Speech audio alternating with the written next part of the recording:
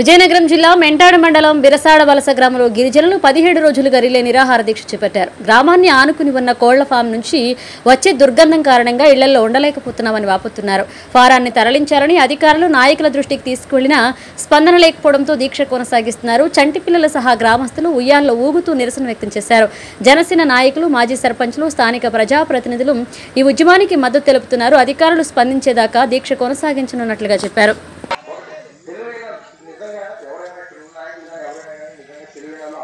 ఈ దుర్వాసనకి మేము 7 సంవత్సరాల నుంచి భరించలేకపోతాం. ఈ రెడ్డి గారు అందరూ పెద్దలకి ఆహ్వానించి అందరూ లంచాలు తీసుకొని ఆ రెడ్డి గారి మాటలే ఎంత కానీ మా మాట పొందింపలేదు. మా మాట ఎవరు పట్టింపు చేసుకోలేదు. వాళ్ళు ఏడు చేసుకుంటారు.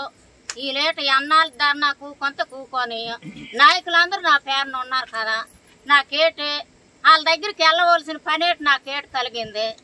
నిరవధికారికంగా ఈ నిరాహార దీక్ష అనేది జరుగుతుందండి. కాకపోతే దీనిపైన అధికారులు ఎలాంటి స్పందన లేదు.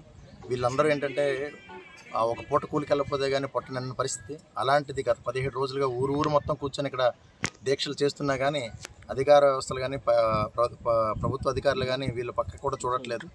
దీన్ని ఇంకా తీవ్రంగా ఉధృతం చేసే దీనికి దిశగా మేము ముందుకెళ్తాం.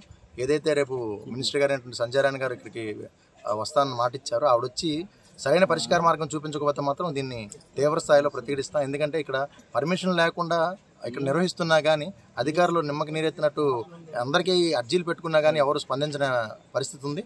కాబట్టి దీన్ని ఇంకా 2-3 రోజుల్లో దీన్ని తీవ్రస్థాయి తీసుకెళ్లి జిల్లా స్థాయిగా ఇంకా ధర్నాలకు దిగే ప్రయత్నం మేము చేస్తాం.